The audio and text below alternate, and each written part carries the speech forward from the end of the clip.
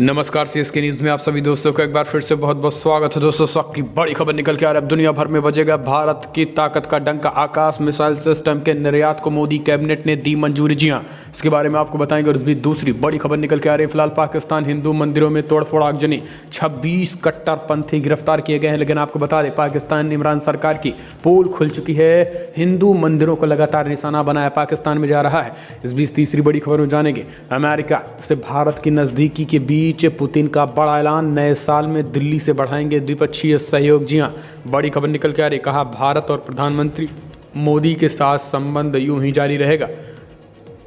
इस बीच चौथी बड़ी खबर में जानेंगे। लद्दाख में पिटने के बाद चीन की नई चाल, हिंद महासागर में पानी के नीचे चल रहा है, नई साजिश रच रहा है। जी हाँ, ये भी आपको जानना बेहद जरूरी है। इस बीच चीन की नाक के नीचे अमेरिकी नौसेना का शक्ति प्रदर्शन, भड़के ड्रैगन ने भी दी धमकी। तो समुद्र में लगातार टकराहट की सिचुएशन के बीच लद्दाख में चीन की नापाक हरकत, भारत से लगी सीमा के रडार से लैस कर रहा है ड्रैगन, सैटेलाइट से मिली तस्वीरों से बड़ा खुलासा। आखिर क्या है मंसूबे? तो सब कुछ खबरें एक करके आपको विस्तार से बताएंगे। लेकिन उससे पहले अगर आप भी प्रधानमंत्री मोदी के नेतृत्व पर पूर्णतः भरोसा करते हैं तो इस वीडियो को लाइक करके अपना समर्थन दर्ज करें। इस देश की गौरवशाली इंडियन आर्मी के लिए भी जय हिंद लिखना मत भूलेगा। दोस्तों, दरअसल पहली बड़ी अपडेट निकल के आ रही। फिलहाल अब दुनिया भर में बजेगा भारत की ताकत का डंका। आकाश मिसाइल सिस्टम के निर्यात को मोदी कैबिनेट ने दी मंजूरी। भारत के हथियार अब दुनिया भर में जाएंगे, लेकिन चीन के हथियारों की मांग हुई कम। केंद्रीय मंत्रिमंडल ने आकाश मिसाइल प्रणाली के निर्यात को बुधवार को मंजूरी प्रदान कर दी। इसके साथ ही निर्यात को तेजी से सुगम बनाने के लिए एक समिति गठित करने का भी निर्णय ले लिया गया है। इससे देश को अपने रक्षा उत्पादों को बेहतर बनाने और उन्हें विश्व स्तर पर प्रतिस्पर्धी बनाने में मदद मिलेगी। रक्षा मंत्रालय की विज्ञप्ति के अनुसार आत्मनिर्भर भारत के तहत भारत विभिन्न प्रकार के रक्षा उपकरणों और मिसाइलों के निर्माण में अपनी क्षमताओं में वृद्धि कर रहा है। रक्षा मंत्री राजनाथ सिंह ने ट्वीट किया कि आकाश देश की महत्वपूर्ण मिसाइल और ये 96% स्वदेशी प्रकृति की है। ये आकाश सतह से हवा में मार करने वाली मिसाइल है और इनकी क्षमता 25 किलोमीटर है। उन्होंने कहा है कि आकाश का निर्यात प्रारूप वर्तमान में भारतीय सशस्त्र सेनाओं के साथ तैनात प्रणाली से अलग होगा। राजनाथ सिंह ने कहा है कि प्रधानमंत्री नरेंद्र मोदी की अध्यक्षता में हुई कैबिनेट की बैठक में आकाश मिसाइल प्रणाली के निर्यात के प्रस्ताव को मंजूरी दी गई है और इसके साथ ही निर्यात को तेजी से सुगम बनाने के लिए समिति गठित करने का भी निर्णय किया गया है। गौरतलब है कि आकाश मिसाइल को 2024 में भारतीय वायुसेना तथा 2015 में भारतीय सेना में शामिल किया गया था। हम चलते हैं अगले अपडेट। पाकिस्तान हिंदू मंदिरों में तोड़फोड़ आगजनी, 26 कट्टरपंथी गिरफ्तार, एक्शन में सुप्रीम कोर्ट। जी हाँ, बड़ी खबर निकल के आ रही है। पाकिस्तान के खैबर पख्तूनख्वा प्रांत में एक मौलवी के नेतृत्व में कट्टरपंथियों के हिंदू मंदिर को आग लगाने और इसे तोड़ने के मामले में पुलिस ने 26 लोगों को गिरफ्तार किया गया। लेकिन आपको बता दें कि कल जिस तरीके से हिंदू मंदिरों में तोड़फोड़ की गई है, इससे पाकिस्तान को करारा मुंहतोड़ और करारा जवाब भारत देगा। आपको बता दें, भारत की तरफ से प्रतिक्रिया देते हुए कहा गया है कि फिलहाल हिंदू मंदिरों को निशाना बनाया जाना ये अपने आप में निंदनीय है और पाकिस्तान की पूरी दुनिया भर में पोल खुल गई है। इसके साथ ही आपको बता दें कि भारत ने कहा है कि फिलहाल किसी भी सिचुएशन में इसको क्षम्य योग्य नहीं है। इसके बाद पाकिस्तान ने फिलहाल उन जिहादियों पर शिकंजा कसते हुए 24 कट्टरपंथी गिरफ्तार किए गए, तब जब सुप्रीम कोर्ट ने इमरान सरकार को फटकार लगाई। आपको बता दें कि खैबर पख्तूनख्वा के एक मंदिर में घुसकर तोड़फोड़ की गई। न केवल तोड़फोड़ की गई बल्कि पूरी तरीके से ढहा दिया गया है। हिंदू समुदाय ने कड़ी आलोचना की। जबकि हिंदू समुदाय ने जब आलोचना की तो उस विरोध में कई हिंदुओं को मारा पीटा गया है। हिंदू संतों महात्माओं को बुरी तरीके से पीटा गया है। ये है पाकिस्तान इमरान खान का।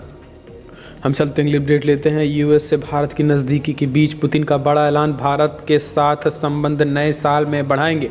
प्रधानमंत्री मोदी के साथ हैं घनिष्ठ संबंध, दूसरा कोई देश भारत का स्थान नहीं ले सकता है। व्लादिमीर पुतिन ने दोनों देशों के बीच द्विपक्षीय सहयोग बढ़ाने की वकालत की है। उन्होंने उम्मीद जताई है कि फिलहाल अगले साल रूस और भारत क्षेत्रीय एवं वैश्विक एजेंडों से संबंधित सामुदायिक मुद्दों के समाधान के प्रयासों के साथ साथ रचनात्मक द्विपक्षीय सहयोग को आगे बढ़ाने की दिशा में कार्य जारी रखा जाएगा। पुतिन ने राष्ट्रपति रामनाथ कोविंद और प्रधानमंत्री नरेंद्र मोदी को अपने क्रिसमस एवं नववर्ष शुभकामनाएं संदेश में कहा है कि रूस और भारत विशेषाधिकार प्राप्त रणनीतिक साझेदारी के संबंधों से जुड़े हैं। और इसके साथ ही आपको बता दें कि फिलहाल बड़ी खबर निकल के आ रही है, जहाँ पर व्लादिमीर पुतिन ने कहा है कि 21 में भारत के साथ द्विपक्षीय संबंधों को बढ़ाएंगे। प्रधानमंत्री नरेंद्र मोदी के साथ जो संबंध है वह कोई दूसरा देश नहीं ले सकता है। भारत के साथ देश के राष्ट्रपति रामनाथ कोविंद और प्रधानमंत्री मोदी के साथ संबंधों का जिक्र व्लादिमीर पुतिन ने किया है। चीन को करारा और बड़ा झटका लगा है। हम चलते हैं अगले अपडेट। लद्दाख में निपटने के बाद चीन की नई चाल, हिंद महासागर में पानी के नीचे रच रहा है साजिश।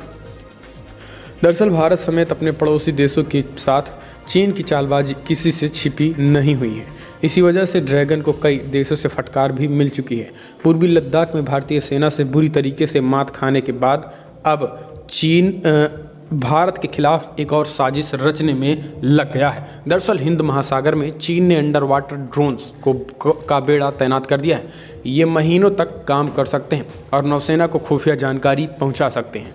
इन वाटर ड्रोन्स का नाम सी विंग हैवी ग्लाइडर है। रक्षा विशेषज्ञ एच.डी. सटन ने ये दावा किया है। प्रतिष्ठित फोर्ब्स मैगजीन के लिए लिखते हुए सटन ने कहा कि समुद्री ग्लाइडर्स जिसे चीन एंड मर्प्स को तैनात कर रहे हैं, इस प्रकार का uncredited under water vehicle UUV है, इसमें जिसने फरवरी तक 3400 से अधिक ऑब्जर्वेशन किए थे। हम चलते हैं अगले अपडेट लेते हैं। आपको बता दें, चीन की नाक के नीचे अमेरिकी नौसेना का शक्ति प्रदर्शन, भड़के ड्रैगन ने दी धमकी। जी हाँ, दरअसल दक्षिणी चीन सागर में चल रहे तनाव के बीच चीन ने अमेरिका पर आरोप लगाया है कि उसने ताइवान जल मरुस्थली में गुरुवार की मध्य अपने 2 जंगी जहाज़ों के जरिए शक्ति प्रदर्शन किया। चीन के इस आरोप पर अमेरिकी नौसेना ने भी करारा जवाब दिया है। अमेरिकी नौसेना ने कहा है कि विध्वंसक पोत USS मैककेन और USS कार्टिस बिल्टर ने अंतर्राष्ट्रीय कानूनों के तहत ताइवान जल मरुद्धम मार्ग का इस्तेमाल किया है। अमेरिकी नौसेना अपनी वेबसाइट पर एक बयान में कहा है कि फिलहाल पोत की आवाजाही मुक्त और खुले हिंद प्रशांत क्षेत्र के लिए अमेरिका की प्रतिबद्धता को दिखाती है। चीन के रक्षा मंत्रालय ने घटनाक्रम को शक्ति का प्रदर्शन और भड़काऊ कदम बताते हुए कहा है कि इससे ताइवान के स्वतंत्र बलों को गलत संकेत गया है और ताइवान में शांति और स्थिरता को नुकसान पहुंचा है। हम चलते हैं अगले अपडेट लेते हैं। भारत में लगी सीमा को रडार से पाट रहा चीनी ड्रैगन, सैटेलाइट्स मिलने तस्वीरों से बड़ा खुलासा। आखिर क्या है मंसूबे? दरअसल पूर्वी लद्दाख में पिछले कई महीनों से चल रहे तनाव के बीच चीनी ड्रैगन भारत से लगे वास्तविक नियंत्रण रेखा LAC को अत्याधुनिक रडारों से पाटने में लग गया है। सैटेलाइट से मिली ताज़ा तस्वीरों में खुलासा हुआ है कि चीन अक्साई चीन से लेकर अरुणाचल प्रदेश की सीमा के पास तक अपने रडार को अपग्रेड करने में जुट गया है। विशेषज्ञों के मुताबिक भारत और चीन में अगर भविष्य में कोई झड़प या युद्ध हुआ तो ये रडार भारतीय सेना के लिए बड़ा सिरदर्द साबित हो सकते हैं। ओपन सोर्स इंटेलिजेंस की ओर से जारी सैटेलाइट तस्वीरों में चीन के रडार स्टेशन साफ नजर आ रहे हैं। चीन न केवल नए रडार सिस्टम बना रहा है बल्कि पुराने को अपग्रेड भी कर रहा है। ये चीनी रडार अक्साई चीन, हिमाचल प्रदेश, उत्तराखंड की सीमा, नेपाल सीमा, सिक्किम में डोकलाम, भूटान और अरुणाचल प्रदेश की सीमा के पास हैं। अपने रिपोर्ट में कहा है कि लगातार रडार सिस्टम और एयर डिफेंस सिस्टम तैनात कर रहा है। हम चलते हैं अपडेट। मुस्लिम परिवार ने की अपने घर में श्री राम दरबार और श्री कृष्ण की मंदिर की स्थापना। जी हाँ, दरअसल यूपी के अलीगढ़ में दिल्ली गेट इलाके में एक मुस्लिम परिवार ने अपने घर में मंदिर की स्थापना की है। ये मुस्लिम परिवार भगवान की पूजा करता है। उनके घर में घंटियों और शंख की आवाज़ आती है। ये बात हैरान करने वाली है, लेकिन वजह पढ़कर आपको बता दें कि वजह जानकर आपका दिल खुश हो जाएगा। दरअसल दिल्ली गेट की निवासी रूबी आसिफ अपने पति आसिफ खान और बच्चों के साथ ADA कॉलोनी में रहती हैं। रूबी और पति ने जानकारी दी है कि उनके बेटे मोहम्मद आसिम की तबीयत बेहद ख़राब हो गई थी, जिसके बाद उन्होंने भगवान से मिन्नतें मांगी। इसके साथ ही मन्नत मांगते हुए उन्होंने कहा कि अगर उनका बेटा ठीक हो गया तो भगवान की आस्था के लिए उन्हें घर में मंदिर की स्थापना करेंगे। और इसी को देखते हुए दोस्तों अब उन्होंने घर में मंदिर की स्थापना कर दी है। हम चलते हैं अपडेट लेते हैं। बड़ी खबर, क्वाड में मोदी की बड़ी भूमिका निभाने की जिनपिंग को नहीं थी उम्मीद, भारत ने दिया जोरदार झटका। मोदी के प्रभाव से डरा चीन की गुंडाई से कोई भी अनभिज्ञ नहीं है, चाहे दक्षिणी चीन सागर हो या फिर पूर्वी चीन सागर का समुद्री मोर्चा या फिर भारत का तिब्बत बॉर्डर का समुद्री मोर्चा हो। चीन ने हमेशा अपने पड़ोसी देश की नाक में दम करके रखा है। विशेषकर भारत के साथ वो कुछ ज़्यादा ही बदतमीजियाँ कर रहा है, क्योंकि उसे लगा है कि भारत पलट के जवाब नहीं देगा। लेकिन भारत ने न सिर्फ पलट के जवाब दे रहा है बल्कि चीन की आशाओं के ठीक विपरीत शक्तिशाली क्वाड समूह का एक सक्रिय सदस्य भी है। उदाहरण के लिए जापान के उप रक्षा मंत्री असादुद्दीन नकायाम के बयान के बारे में ही पढ़ लीजिए। आपको बता दें कि चीन कहा है कि भारत एक ताकत है, एशिया में प्रमुख केंद्र है भारत जो चीन का मुकाबला कर सकता है। क्वाड की बात करें तो एशिया में जापान, ऑस्ट्रेलिया और भारत है, लेकिन एशिया में भारत ही है चीन का मुकाबला कर सकता है। यही कारण है कि चीन को प्रधानमंत्री मोदी की ताकत देख अब डर लगने लगा है। हम चलते हैं अगले अपडेट। तिब्बत की धार्मिक संस्थाओं पर कब्जा करने की फिराक में है चाइना। 15वें दलाई लामा को अपने मुताबिक चुनने की रणनीति बना रहा है। चीन तिब्बत की धार्मिक संस्थाओं पर अपना कब्जा करना चाहता है, ये उनकी रणनीति का हिस्सा है और वो 14वें दलाई लामा के निधन से पहले ही सभी परिस्थितियों को अपने अनुकूल बनाने के इरादे से काम कर रहा है, जिससे उसने अपने मुताबिक 15वें दलाई लामा का चयन कर सके। ताइवान टाइम्स में त्सेओ सांग प्लोजोर ने एक रिपोर्ट में लिखा है कि चीन चाहता है कि जिस तरीके से उसने 90 के दशक में अपनी कठपुतली को पंचेन लामा बनाया था और अब चीन उनका इस्तेमाल करते हुए अपने द्वारा चुने गए नेता को 15वां दलाई लामा घोषित कराने की योजना पर काम कर रहा है। हम चलते हैं अगले अपडेट लेते हैं। भारत में कोरोना वैक्सीन लाने की तैयारी पूरी, 2 जनवरी से पूरे देश में ड्राई रन। जी हाँ, करीमा बलूच की हत्या को लेकर अमेरिका में प्रदर्शन, कनाडाई दूतावास के बाहर किया गया विरोध। दरअसल बलूचिस्तान की मानवाधिकार कार्यकर्ता करीमा बलोच की संदिग्ध हालात में मौत के मामले में समुदाय के लोगों ने मंगलवार को अमेरिका स्थित कनाडाई दूतावास के बाहर शांतिपूर्ण प्रदर्शन किया। कनाडा के प्रधानमंत्री जस्टिन ट्रूडो के नाम सौंपे गए ज्ञापन में समुदाय के लोगों ने कहा है कि बलूचिस्तान में बड़े पैमाने पर प्रदर्शन करके लोग अपनी नेता करीमा मेहराब के लिए न्याय मांग रहे हैं। इस बीच समुदाय के लोगों में सुरक्षा का भाव पैदा करने के लिए हम मामले की स्वतंत्र और निष्पक्ष जांच की मांग करते हैं। बलूच समुदाय और करीमा के परिजनों को कनाडा सरकार से न्याय मिलने की भी उम्मीद है। बलूचिस्तान प्रांतीय असेंबली की पूर्व अध्यक्ष वहीद बलूच ने कहा है कि टोरंटो में करीमा बलूच की हत्या राजनीति से प्रेरित है। उन्होंने आरोप लगाया कि पाकिस्तानी सेना और वहाँ की खुफिया एजेंसी ISI ने उनकी हत्या कर दी है। हम चलते हैं अगले अपडेट। चाइना की खुल गई पोल, सामने आया कोरोना का असली आंकड़ा। कोरोना वायरस से जुड़े आंकड़े छिपाने की वजह से चीन लगातार अमेरिका समेत कई देशों के निशाने पर रहा, लेकिन अब खुद चाइना ने भी आधिकारिक तौर पर स्वीकार कर लिया है। इस बीच आपको बता दें कि सीरो सर्वे में एक बड़ा खुलासा हुआ है। दरअसल आपको बता दें कि अप्रैल के दौरान वुहान शहर में सीरो सर्वे में पाया गया कि करीब 4.5% आबादी में कोरोना से संक्रमण होने के लक्षण हैं। सीरो सर्वे में 4.5% लोगों में कोरोना की एंटीबॉडी पाई गई है और आंकड़ों से 10 गुना ज़्यादा लोगों में कोरोना संक्रमण है। यही कारण है कि सीरो सर्वे में चीन की पोल खुल चुकी है। हम चलते हैं अगली अपडेट लेते हैं। दिल्ली हिंसा में महिलाओं और बच्चों का इस्तेमाल। जी हाँ, उमर खालिद का इकबालिया बयान है, चार्जशीट दाखिल। दरअसल दिल्ली में फैली हिंसा के आरोप में उमर खालिद के खिलाफ पुलिस ने आज चार्जशीट दाखिल कर दी है, जिसमें उमर खालिद का पुलिस को दिया गया इकबालिया बयान भी शामिल किया गया है। उसने इस बयान में उमर खालिद ने फैलाई गई हिंसा के लिए साजिश रचने और महिलाओं व बच्चों के इस्तेमाल करने संबंधी कई खुलासे किए हैं। इस बयान में उमर खालिद ने कहा है कि 2019 में जिस तरीके से संसद में भारत सरकार ने नागरिकता संशोधन बिल पेश किया है, उसके बाद मैंने अपने साथी जो यूनाइटेड अगेंस्ट हेट के सदस्य थे, हम सब ने मिलकर एक मीटिंग की है। NTCAA लागू बिल मुसलमानों के खिलाफ है, इसके लिए हमें आवाज़ उठानी चाहिए। मेरी बात पर यूनाइटेड अगेंस्ट हेट के सदस्य सहमत हो गए हैं। तब हमने योजना बनाई कि GNU और जामिया के मुस्लिम छात्र मिलकर इस बिल के खिलाफ आवाज़ उठाते हैं, क्योंकि भारत सरकार बिना दबाव बनाए इस बिल को वापस नहीं लेगी।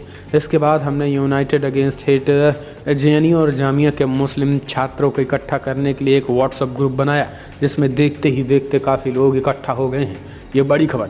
हम चलते हैं अगले अपडेट। आपको बता दें चार्जशीट में ये खुलासा हुआ है। हम चलते हैं अगले अपडेट लेते हैं। आपको बता दें सरकार ने दी राहत, 15 फरवरी तक फास्टैग की डेडलाइन बढ़ी। जी हाँ, सरकार ने फास्टैग की डेडलाइन को लेकर वाहन मालिकों को थोड़ी राहत दी है। अब देश भर में सभी 4 पहिया वाहनों के लिए फास्टैग की डेडलाइन 15 फरवरी 2021 तक बढ़ गई है। इससे पहले NHAI की ओर से कहा गया था कि फिलहाल 1 जनवरी से कैश टोल कलेक्शन बंद हो जाएंगे, लेकिन अब इसकी समय सीमा बढ़ा दी गई है। फास्टैग को 1 दिसंबर 2017 के बाद से नए 4 पहिया वाहनों के लिए रजिस्ट्रेशन के समय ही अनिवार्य कर दिया गया था। इस पूरे फैसले को लागू करने के लिए सरकार ने केंद्रीय मोटर वाहन अधिनियम 1990 में संशोधन किया था और अब तक लगभग 2 करोड़ से ज़्यादा फास्टैग आवंटित किए गए हैं। एक्सपर्ट का मानना है कि कोविड-19 के कारण लोग कॉन्ट्रैक्ट लेस ट्रांजैक्शन को पसंद कर रहे हैं। ये बड़ी खबर निकल के आ रही है। हम चलते हैं अगली अपडेट लेते हैं। आपको बता दें बंगाल में हलचल मच गया है। ममता के भतीजे अभिषेक के करीबी टीएमसी नेता विनय मिश्र के ठिकानों पर सीबीआई की रेड। जी हाँ, पश्चिम बंगाल में तृणमूल कांग्रेस के एक नेता के कई ठिकानों पर सीबीआई ने छापेमारी की है। सीबीआई ने पश्चिम बंगाल में मवेशी तस्करी के सिलसिले में तृणमूल कांग्रेस नेता विनय तिवारी के ठिकानों सहित कई स्थानों की तलाशी ली है। अधिकारी की माने तो मवेशी तस्करी के मामले में सीबीआई ने तृणमूल कांग्रेस नेता विनय मिश्र के खिलाफ लुकआउट नोटिस जारी कर दिया है। टीएमसी नेता विनय मिश्रा सांसद अभिषेक बनर्जी के काफ़ी करीबी माने जाते हैं और अभिषेक बनर्जी बंगाल के मुख्यमंत्री ममता बनर्जी के भतीजे हैं। समाचार एजेंसी पीटीआई के मुताबिक अधिकारी ने कहा है कि मवेशी तस्करी के सिलसिले में गुरुवार को पश्चिम बंगाल में टीएमसी नेता विनय मिश्र के कई ठिकानों पर सीबीआई ने छापेमारी की है। उन्होंने कहा कि एजेंसी ने उन्हें देश छोड़ने के रोकने के लिए मिश्रा के खिलाफ लुकआउट सर्कुलर भी जारी कर दिया है। हम चलते हैं अगली अपडेट लेते हैं। कोरोना को लेकर मोदी का नया मंत्र 2021 में अब दवाई भी और कड़ाई भी, जल्द आएगी वैक्सीन। प्रधानमंत्री मोदी आज यानी 31 दिसंबर को वीडियो कॉन्फ्रेंसिंग के जरिए गुजरात के राजकोट में अखिल भारतीय आयुर्विज्ञान संस्थान एम्स की आधारशिला रखी। इसमें गुजरात का हेल्थ केयर इंफ्रास्ट्रक्चर मजबूत होगा। शिलान्यास समारोह में गुजरात के राज्यपाल आचार्य देवव्रत, मुख्यमंत्री विजय रूपानी और केंद्रीय स्वास्थ्य मंत्री अश्विनी चौबे भी शामिल हैं। यहाँ पीएम मोदी ने कहा है कि वर्ष 2020 ने हमें ये अच्छी तरीके से सिखाया है कि स्वास्थ्य ही संपदा है। ये चुनौतियों से भरा वर्ष रहा है। राजकोट में 2 से 1 एकड़ में नया एम्स बनाने जा रहा है, जिसकी लागत 1195 करोड़ रुपए होगी। अनुमान है कि 2022 तक इसे पूरी तरीके से तैयार कर लिया जाएगा। इस एम्स में कुल 750 बेड का हॉस्पिटल होगा और इसके साथ ही 30 बेड आयुष के लिए होंगे और साथ ही 125 MBBS सीटें होंगी, 60 नर्सिंग सीटें भी होंगी। ये बड़ी खबर निकल के आ रही है। हम चलते हैं अगली अपडेट लेते हैं। रिलायंस जियो का नए साल पर बड़ा तोहफा, सभी नंबर पर कॉलिंग हुई फ्री। देश की सबसे बड़ी टेलीकॉम कंपनी रिलायंस जियो ने नए साल पर ग्राहकों को बड़ा तोहफा दिया है। कंपनी ने गुरुवार को सभी नेटवर्क्स पर वॉइस कॉलिंग फ्री करने की घोषणा कर दी है। कंपनी ने यह कदम telecom regulatory authority of India TRAI के दिशा निर्देशों के आधार पर उठाया है। ग्राहकों को इस सुविधा का लाभ 1 जनवरी 2021 से मिलने लग जाएगा। इसका सीधा मतलब है कि ग्राहक अब जियो से एयरटेल, वोडाफोन आइडिया और बीएसएनएल के नेटवर्क पर भी अनलिमिटेड कॉलिंग का लाभ उठा पाएंगे। तो ये भी बड़ी खबर। तो दोस्तों फिलहाल आज की बड़ी खबर इतने, लेकिन अगर आपको वीडियो पसंद आए तो लाइक करें, शेयर करें, कमेंट के माध्यम से आप अपनी राय देना ना भूलें। इस वीडियो में इतना ही। जय हिंद, वंदे मातरम।